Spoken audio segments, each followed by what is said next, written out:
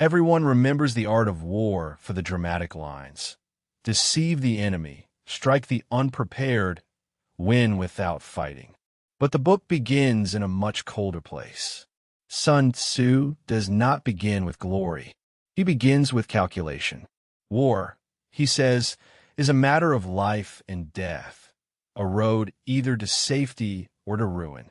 In other words, before anyone gets excited about banners, courage, and heroic speeches, the first question is brutally simple. Should we even be doing this? Welcome to this summary of Sun Tzu on the Art of War, translated by Lionel Giles. In this first part, we move through the opening chapters, laying plans, waging war, attacking by stratagem, and tactical disposition. This is where Sun Tzu builds the spine of the whole book. Victory is not mainly a burst of bravery at the last moment.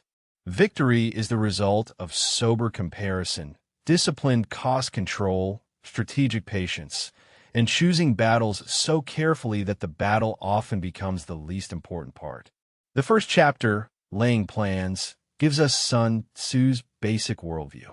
War is too serious to be handled by impulse. It must be examined through 5 constant factors: moral law, heaven, earth, the commander, and method and discipline. The moral law means the bond between ruler and people, the shared commitment that makes people follow even when danger arrives.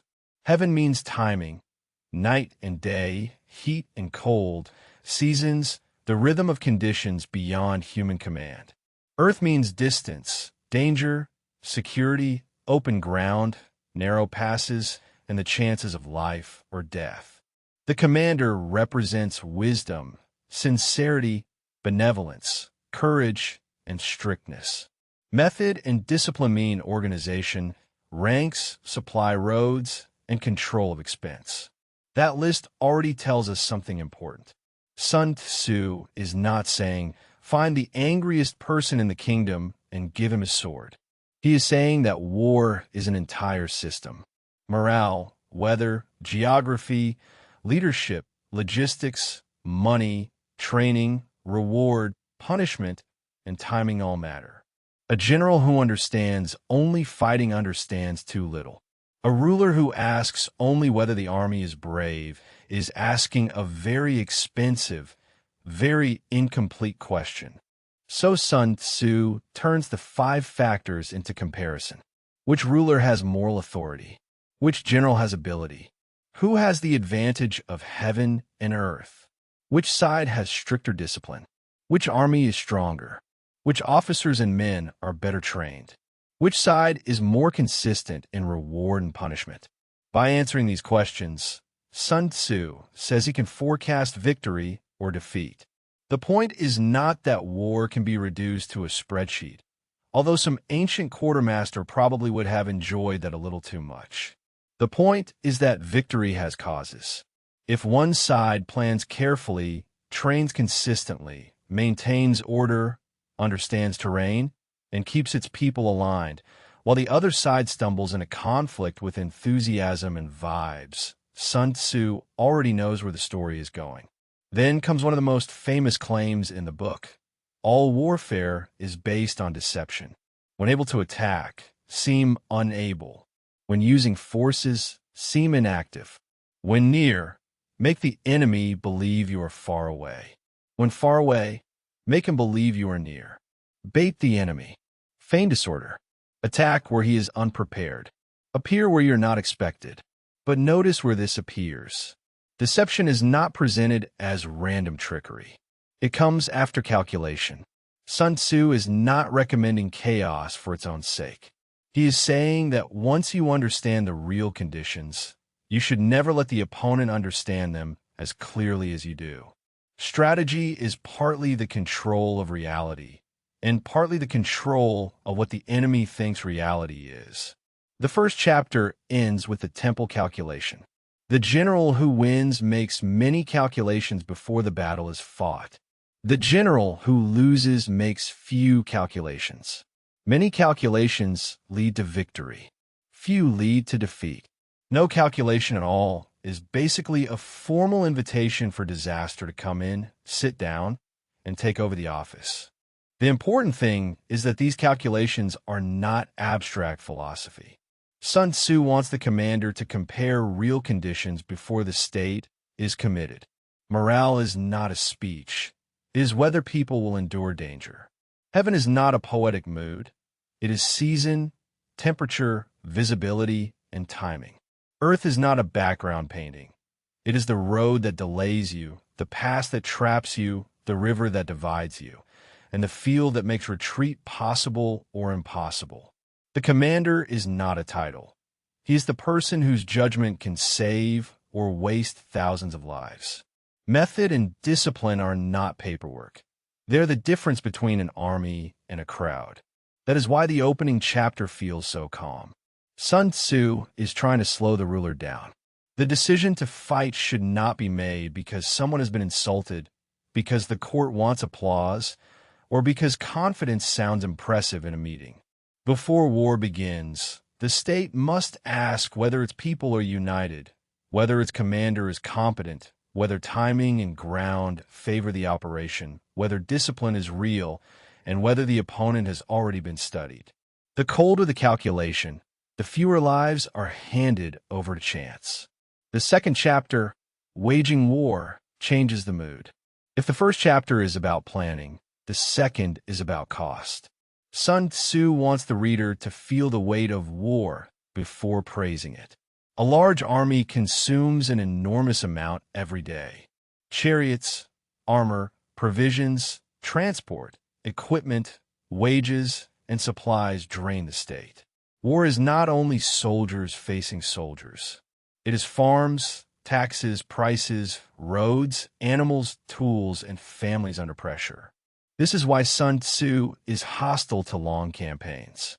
If victory is long in coming, weapons grow dull, morale weakens, strength is exhausted, and treasure is spent.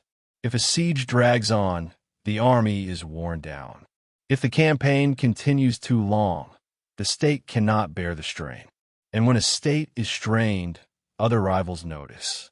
The moment you are exhausted, everyone who politely waited for your weakness suddenly discovers excellent reasons to become brave. Sun Tzu makes a sharp distinction here. He says we have heard of stupid haste in war, but cleverness has never been associated with long delays. That does not mean he worships recklessness. The first chapter already rejected careless action. He means that once war has become necessary, dragging it out is ruinous. Speed matters because war consumes the very thing it is supposed to protect. The good general understands the evils of war. This is one of the most useful lines in the early chapters. The person best suited to wage war is not the person most intoxicated by it. The skillful soldier knows its cost. He does not raise endless new levies. He does not rely on repeated supply wagons from home.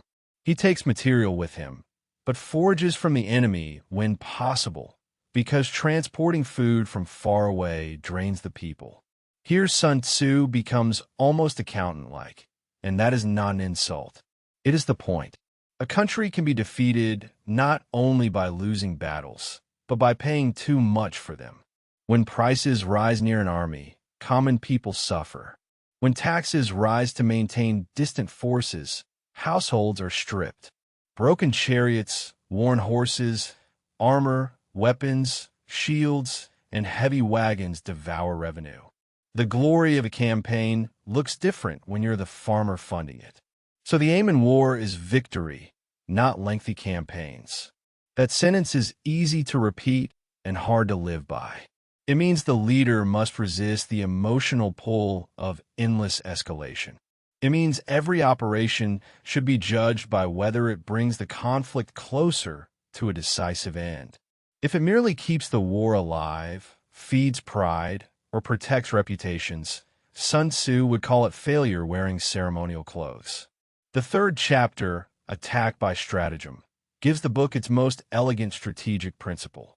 The best thing is to take the enemy's country whole and intact. To shatter and destroy it is not so good. It is better to capture an army entire than to destroy it. It is better to break resistance without fighting than to fight and conquer in every battle. This is the heart of Sun Tzu's restraint. He is not gentle. He is strategic.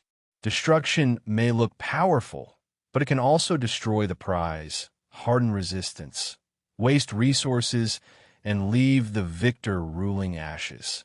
Supreme excellence is not dramatic violence. Supreme excellence is getting the enemy's system to give way before it must be smashed. Sun Tzu ranks the forms of generalship.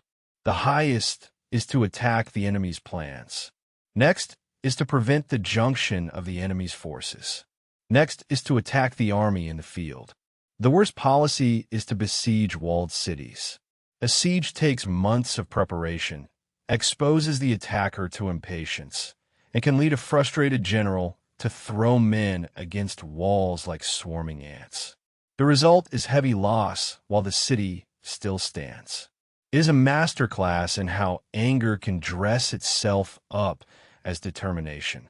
So the skillful leader subdues troops without fighting, captures cities without laying siege, and overthrows kingdoms without lengthy field operations. This does not mean war becomes magic. It means the best commander acts on plans, alliances, morale, division, timing, and position before the enemy's army becomes the only available target. Sun Tzu then gives proportional rules. If you are 10-1, surround the enemy. If 5-1, attack. If twice as numerous, divide your army. If equal, you may offer battle. If slightly inferior, avoid. If quite unequal, flee. These rules are not cowardice. They are honesty. Strategy begins when vanity stops making decisions. He also gives 5 essentials for victory. You win by knowing when to fight and when not to fight. You win by knowing how to handle superior and inferior forces. You win when all ranks are animated by the same spirit. You win by being prepared and waiting for the unprepared enemy. You win when military capacity is not constantly meddled with by the sovereign. Those 5 essentials are easy to admire because they sound neat, but together they are demanding. Knowing when not to fight requires a commander to disappoint pride. Handling different forces requires flexibility, not one favorite tactic repeated until everyone is tired of watching it fail. Unity of spirit requires trust between ranks, not just orders shouted downward. Preparation requires doing dull work before danger makes it glamorous. And freedom from interference requires a ruler wise enough to give authority to the person responsible for the result. That last point is quietly explosive.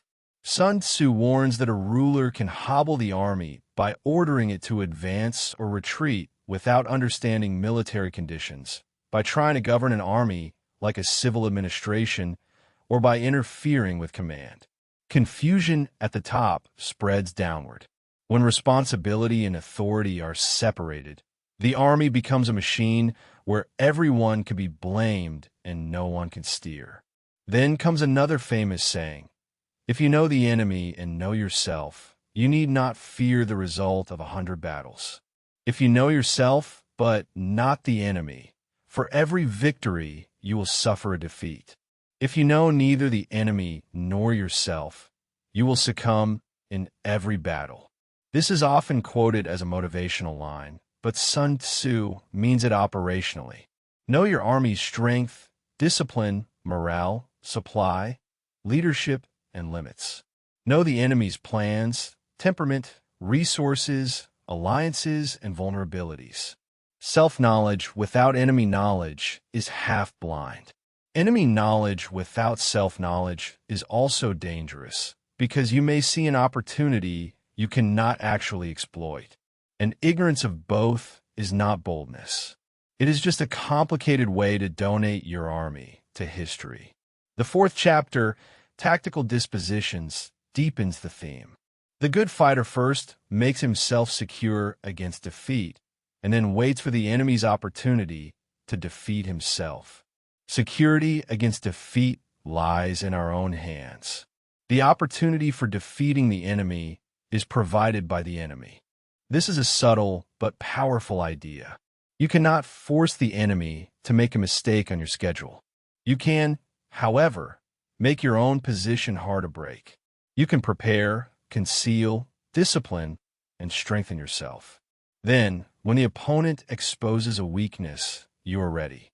Sun Tzu's commander is not a gambler begging for luck. He is a patient observer who has already made bad outcomes less likely. To see victory only when everyone else can see it is not excellence. To win a battle everyone knew you would win is not the highest skill. Sun Tzu compares true skill to lifting a hair or seeing the sun and moon. If the achievement is obvious, it may not prove much.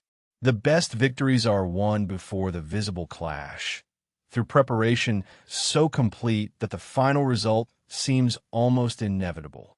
This also explains why Sun Tzu does not worship spectacular victories.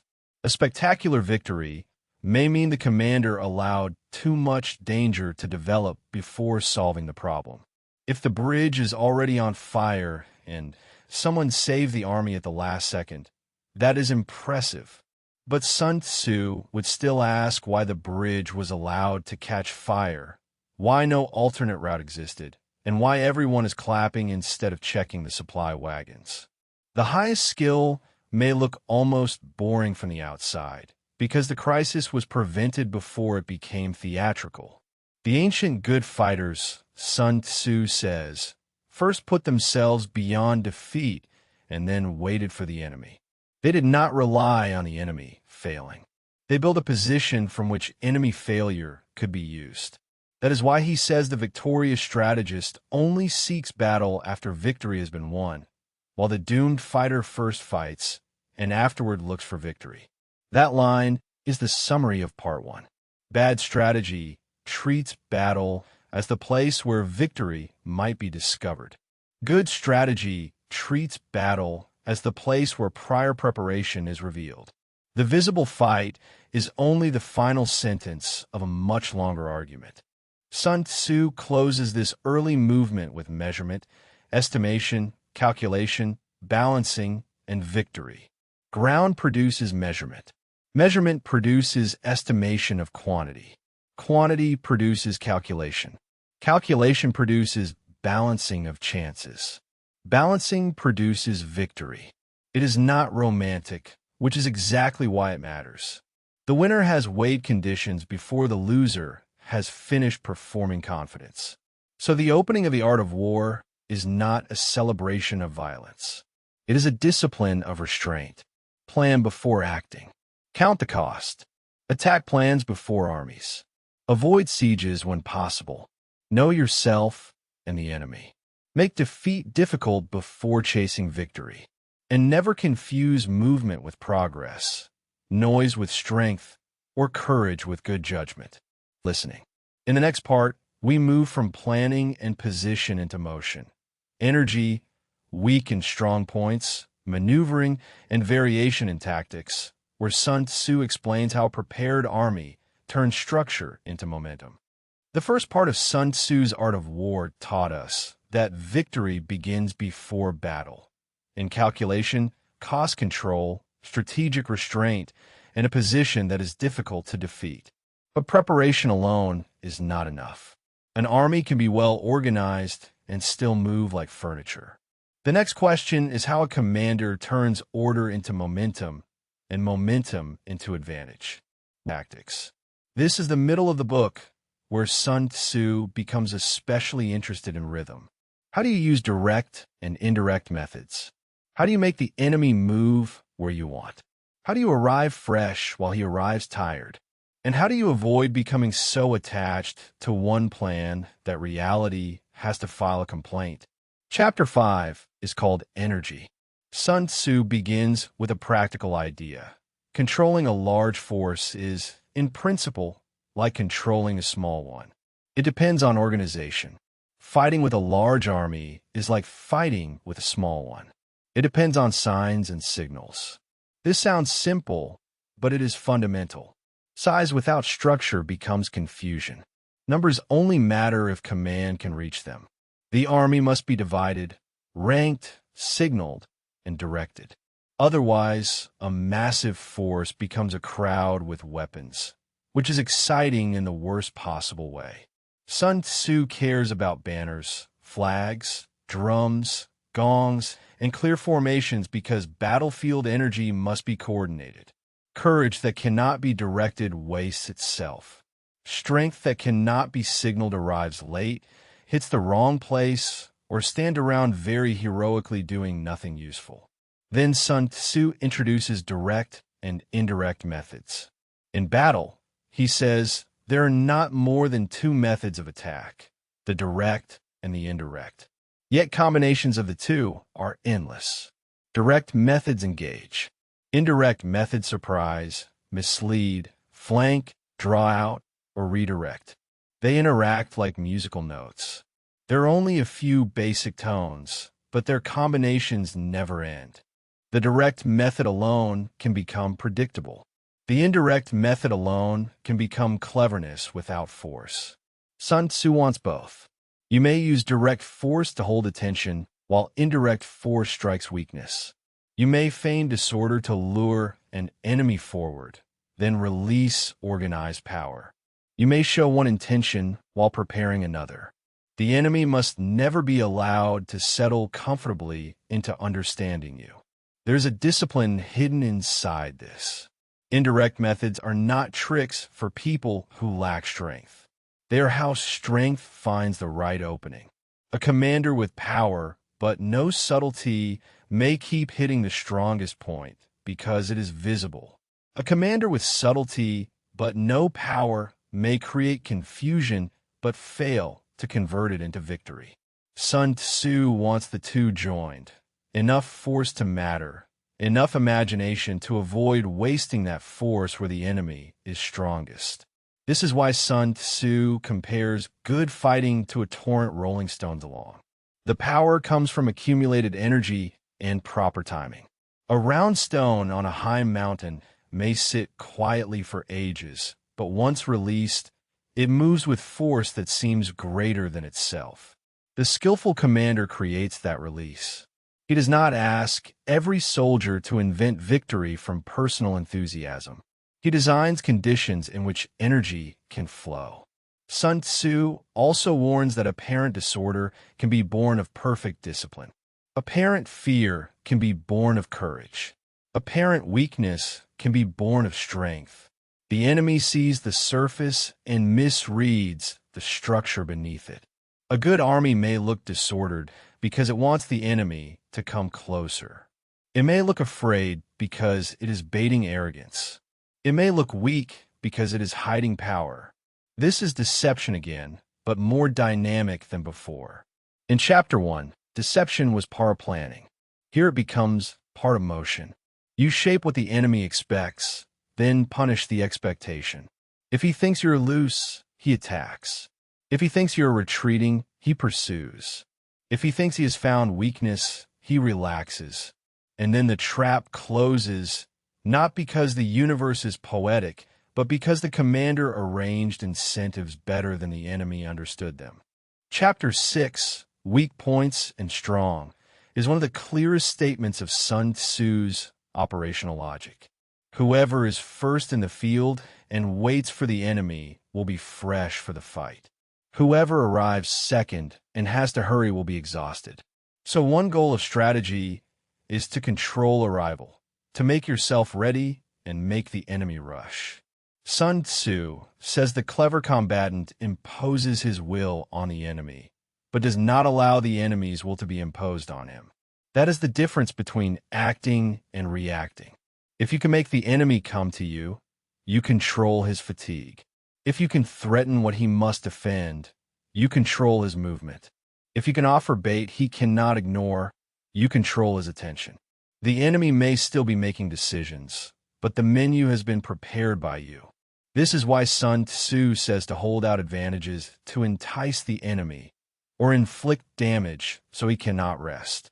If he is taking ease, harass him.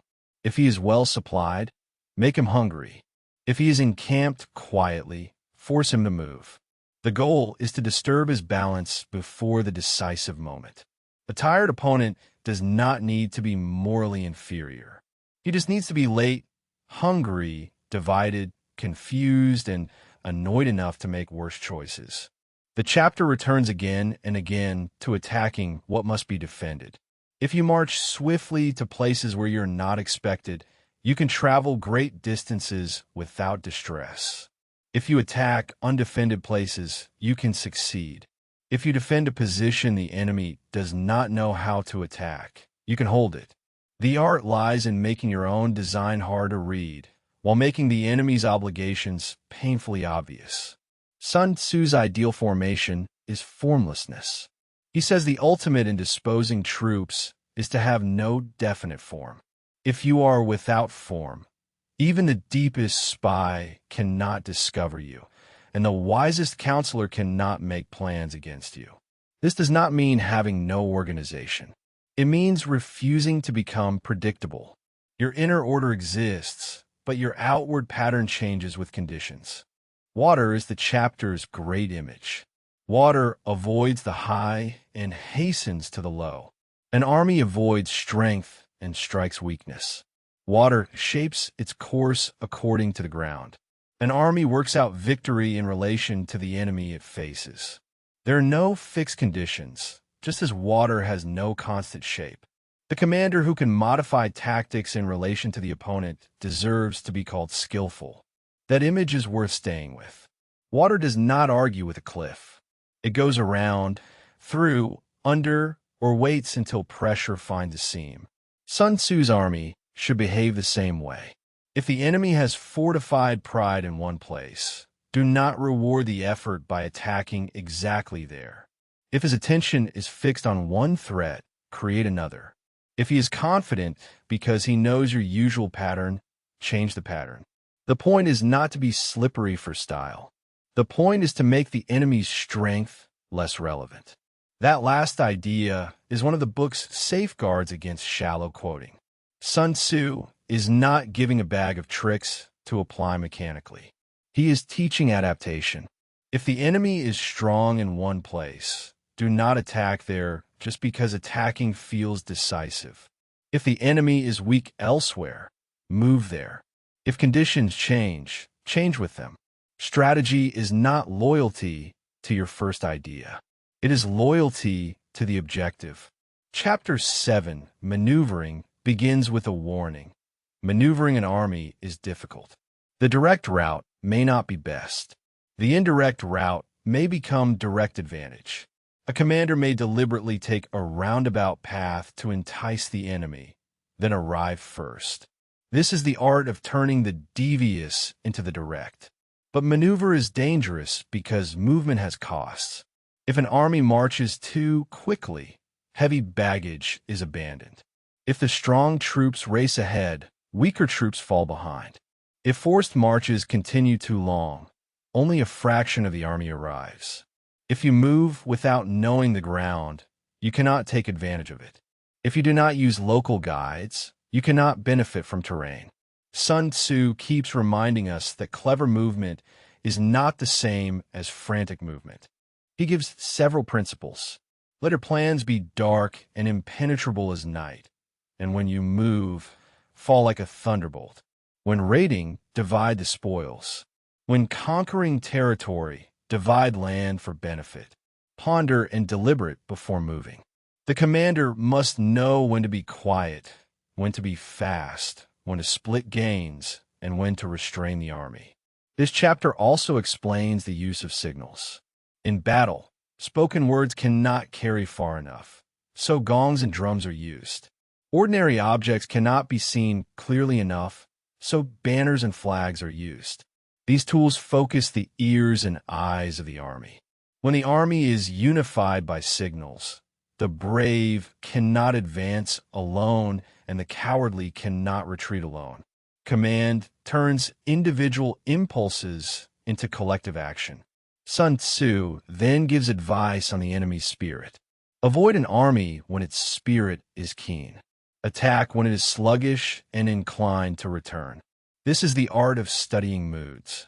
Troops are sharp in the morning tire by noon, and in the evening think of camp. More broadly, energy rises and falls. The commander who understands morale does not treat the enemy as a fixed object. He waits for pride to cool, hunger to bite, fatigue to spread, or disorder to show. This is one reason the book keeps returning to patience. Waiting is not passivity when it is tied to observation. If the enemy is organized, fed, rested, and eager, the commander may gain nothing by satisfying his own impatience. If the same enemy becomes stretched, tired, hungry, divided, and irritated, the balance changes. A commander who cannot wait fights the enemy's best version. A commander who can wait may fight the version that reality has weakened. He also warns against certain temptations. Do not intercept an enemy returning home. Do not press a desperate enemy too hard. Do not swallow bait offered by the enemy. Do not attack soldiers whose temper is keen. Do not interfere with an army that is returning to its own country. Leave an outlet when surrounding an army. Do not press a desperate foe. This may sound strange. Why leave an outlet? Because an enemy with no escape may fight with terrifying intensity. If he believes survival is possible, he may retreat. If he believes death is certain, he may become harder to break. Sun Tzu's restraint here is tactical psychology. The aim is not to satisfy anger. The aim is to win with the least necessary resistance. Chapter 8, Variation in Tactics, takes adaptation even further.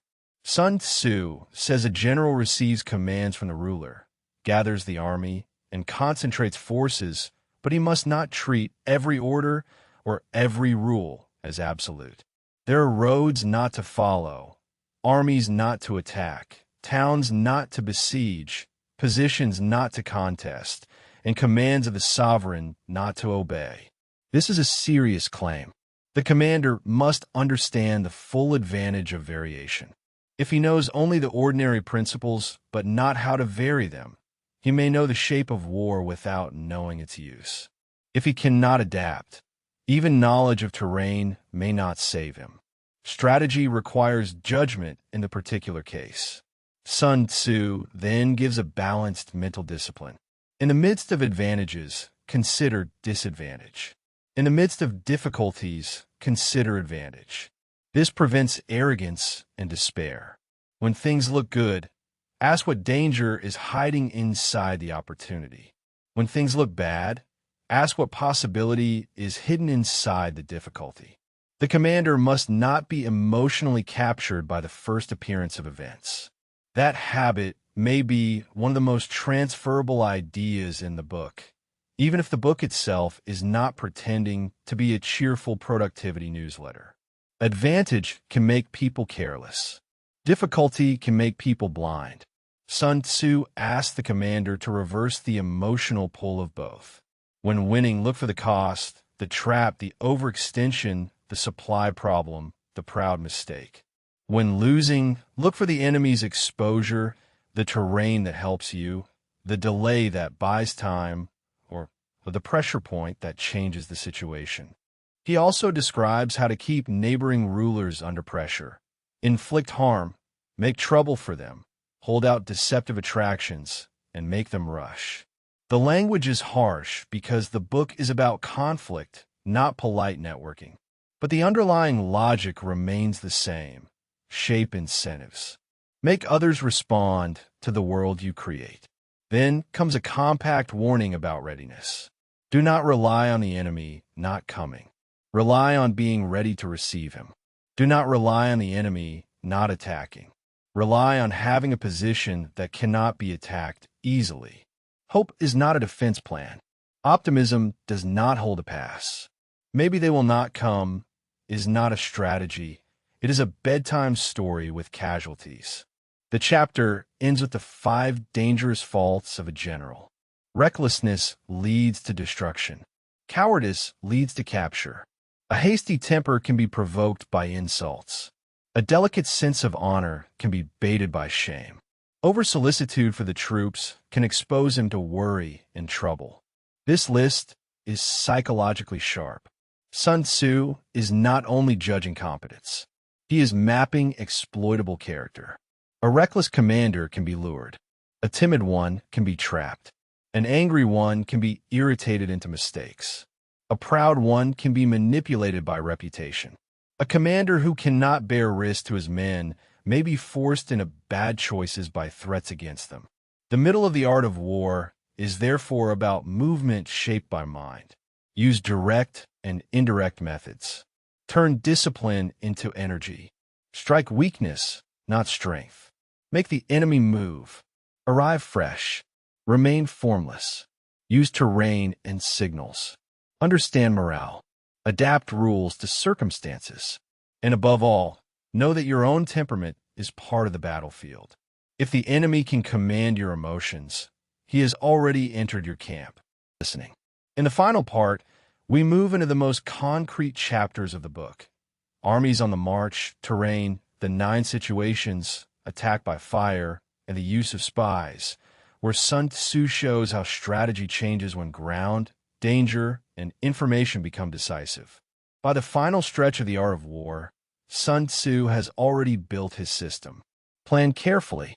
Count costs. Avoid long campaigns. Break resistance before battle. Use direct and indirect methods. Strike weakness. Control movement. Adapt. Now he brings the argument down to the ground itself, where the army marches, where it camps, how it reads signs, how it behaves in dangerous situations, how it uses fire, and how it gathers intelligence. Spies. This is where the book becomes especially practical.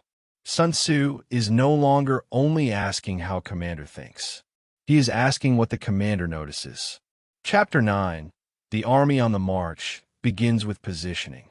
When crossing mountains, keep close to valleys. Camp in high places facing the sun. Do not climb heights to fight. After crossing a river, get far away from it. Do not meet an enemy in the middle of a crossing if you can wait until half his force is crossed. In salt marshes, move quickly and do not linger.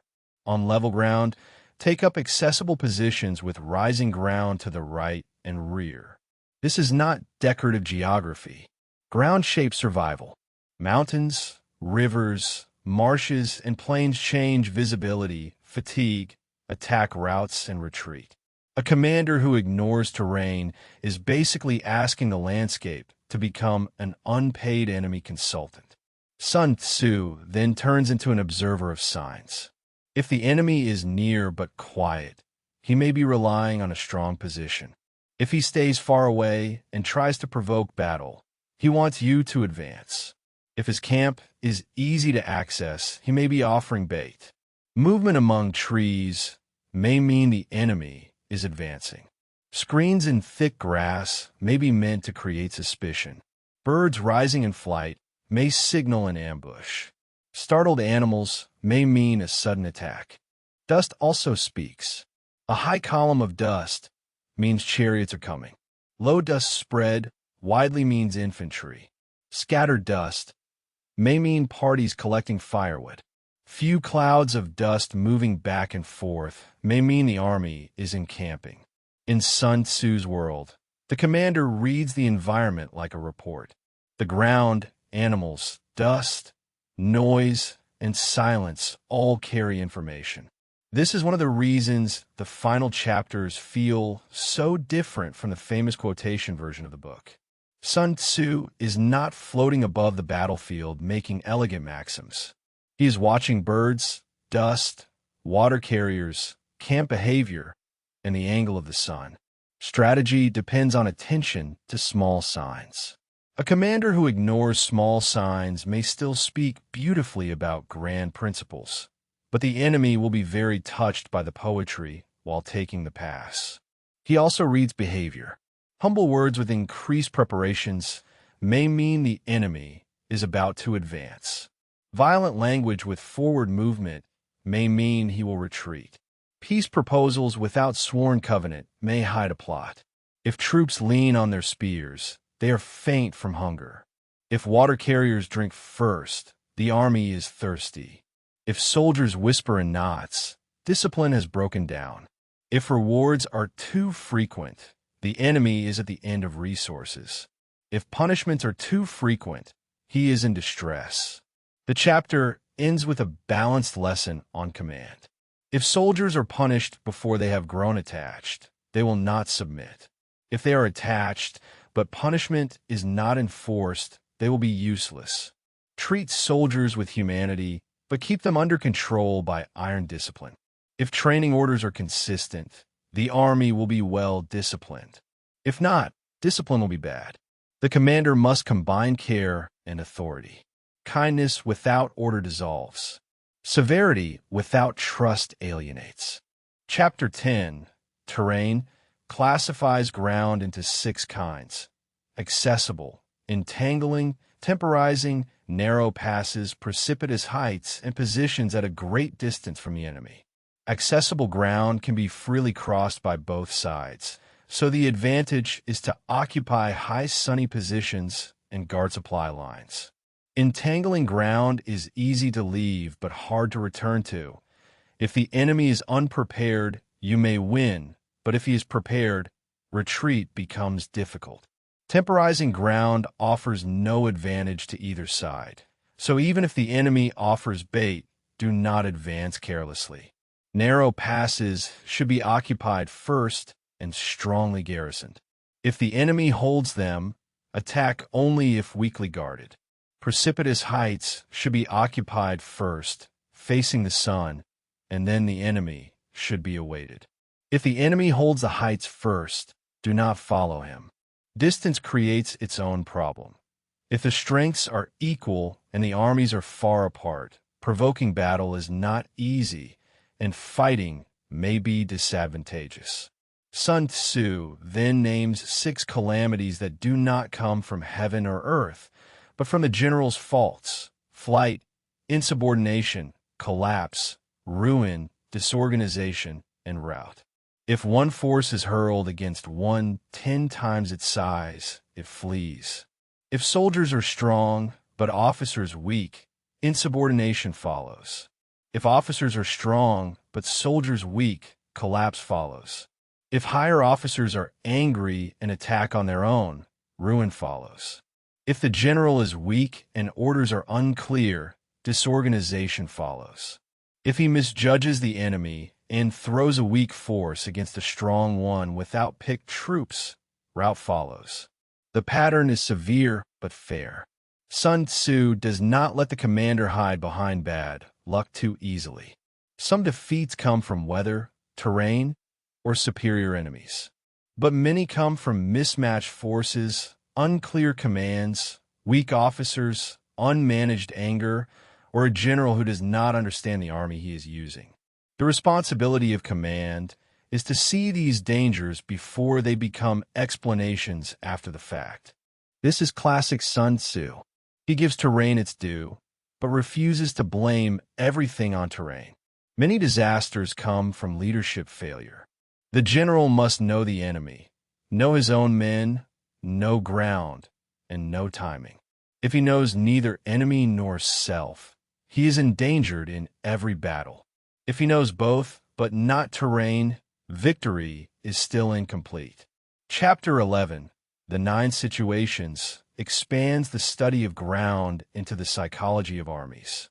Sun Tzu identifies dispersive ground, facile ground, contentious ground, open ground, ground of intersecting highways, serious ground, difficult ground, hemmed-in ground, and desperate ground. Dispersive ground is when soldiers are fighting in their own territory. They may be tempted to scatter home. Facile ground is enemy territory, but not deeply penetrated. Contentious ground gives great advantage to whoever holds it. Open ground allows both sides freedom of movement. Intersecting highways connect multiple states. Serious ground means deep invasion, where many enemy cities lie behind you. Difficult ground includes mountains, forests, marshes, and hard routes. Hemmed-in ground has narrow access and dangerous retreat. Desperate ground is where the army survives only by fighting immediately. For each situation, Sun Tzu gives a response. On dispersive ground, do not fight. On facile ground, do not halt. On contentious ground, do not attack if the enemy has arrived first. On open ground, do not block the enemy's way. On intersecting ground, join hands with allies. On serious ground, gather plunder and supplies. On difficult ground, keep marching. On hemmed-in ground, use stratagem. On desperate ground, fight. The list can sound like a catalog, but it is really a lesson in context. The same army should not behave the same way everywhere. Near home, soldiers think of home. Deep in enemy territory, they may become more united because the way back is harder. In open ground, blocking everything may be impossible. In narrow or hemmed-in ground, cleverness matters because movement is restricted. In desperate ground, speeches about bravery become less important than the simple fact that there is no safe alternative. The deeper idea is that soldiers behave differently depending on escape, distance, danger, and necessity. If escape is easy, they may disperse. If survival requires unity, they may stand firm. Sun Tzu says to throw soldiers into positions from which there is no escape, and they will prefer death to flight. This sounds severe, and it is. But within the book's logic, desperate ground concentrates the mind. When troops cannot run, they fight. Still, Sun Tzu is not saying every problem should be turned into desperation.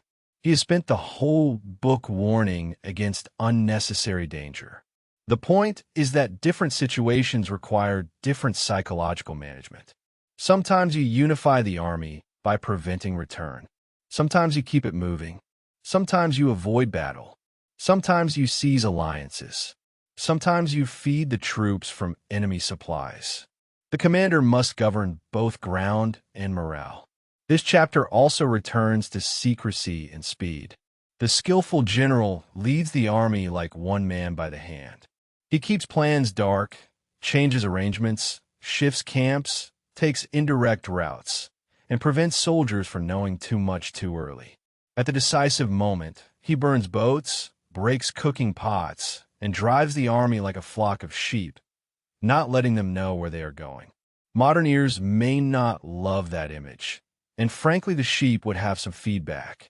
But Sun Tzu's point is about unity under uncertainty. War is filled with partial information. The commander's job is to understand enough to act, while preventing panic, leaks, and hesitation from spreading through the ranks.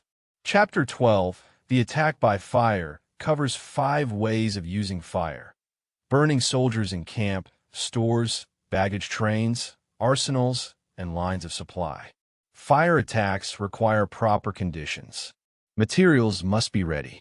Weather must be dry. The right days and winds matter. If fire breaks out inside the enemy camp, respond from outside. If the enemy remains quiet, wait. If flames reach full height, follow up if possible. If not, hold back. The practical lesson is that even a destructive tool must be governed by timing. Fire is powerful, but not automatically useful. It can create confusion, expose weakness, damage supplies, and open opportunity. But if used at the wrong time or without follow-up, it may do little. Sun Tzu also warns against attacking from the windward side and against fighting too long after a fire starts. The tool does not replace judgment. Then he makes a moral and strategic warning. No ruler should put troops into the field merely to gratify anger. No general should fight from resentment. Anger may turn to joy again. Vexation may be followed by contentment. But a kingdom once destroyed cannot be restored, and the dead cannot be brought back to life. Therefore, the enlightened ruler is heedful, and the good general is cautious. This is one of the strongest closing turns in the book.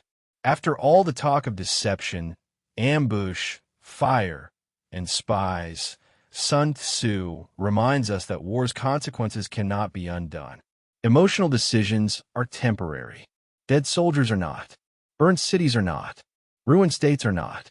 The commander must never let anger make permanent decisions for temporary feelings. Chapter 13, The Use of Spies, ends the book with intelligence. Sun Tzu says raising a large army and marching far imposes heavy costs on people and state. To remain ignorant of the enemy's condition simply because one grudges the expense of honors and money for spies is inhuman. The wise ruler and good general win because they have foreknowledge. Foreknowledge does not come from spirits, analogy, or calculation alone. It must be obtained from people who know the enemy's situation. Sun Tzu identifies 5 kinds of spies: local spies, inward spies, converted spies, doomed spies, and surviving spies. Local spies are inhabitants of the enemy's district. Inward spies are enemy officials. Converted spies are enemy spies turned to your side. Doomed spies carry false information that you allow to be discovered. Surviving spies return with news. This final chapter also completes the book's practical realism. Sun Tzu respects calculation, but he does not pretend calculation can replace information. You can reason carefully and still be wrong if your facts are bad. You can have courage and still march into a trap if you do not know the enemy's condition. Intelligence reduces the amount of guessing paid for in blood. That is why spending money on spies can be, in Sun Tzu's harsh arithmetic, cheaper than spending lives on ignorance. The converted spy is especially valuable because through him you can learn, recruit, mislead, and operate the entire spy system. Sun Tzu says spies must be treated with great liberality and managed with secrecy. Without subtlety, sincerity, and judgment, they cannot be used. If secret news is leaked before the time is ripe, the spy and the person told must be put to death. The line is harsh, but it shows the stakes Sun Tzu attaches to information. The book ends where it began: calculation before action. The ruler who knows the enemy through intelligence can move with precision. The general who lacks information must spend lives to discover what money, secrecy, and skill might have learned earlier. Battles are expensive ways to collect data. Seen this way, the final 5 chapters are not an appendix to the famous ideas. They are the proof that the famous ideas require discipline on the ground. You cannot attack weakness if you cannot read the signs of weakness. You cannot adapt to terrain if you do not understand what kind of ground you occupy. You cannot use fire if you ignore wind, weather, and timing. You cannot win through foreknowledge if you refuse to pay for intelligence. The practical details are the machinery beneath the elegant principles. So what does the art of war finally teach? Not that life is war, or that every office meeting requires a flanking maneuver, although someone somewhere has definitely tried. The book teaches that conflict rewards preparation, restraint, adaptation, and information. It warns against pride, anger, delay, exhaustion, and fixed patterns. It treats victory as a product of conditions shaped before the visible fight. Sun Tzu's ideal commander is calculating but not reckless, deceptive but not chaotic, strict but not needlessly cruel, bold but not vain, patient but not slow, and informed before acting. He knows when to fight, when to wait, when to move, when to avoid, when to lure, when to strike, and when the best victory is the one that leaves the most intact. Thank you for listening. Simple. Before any conflict becomes a test of strength, make it a test of judgment, because in Sun Tzu's world, the winning army often wins long before the first weapon is raised.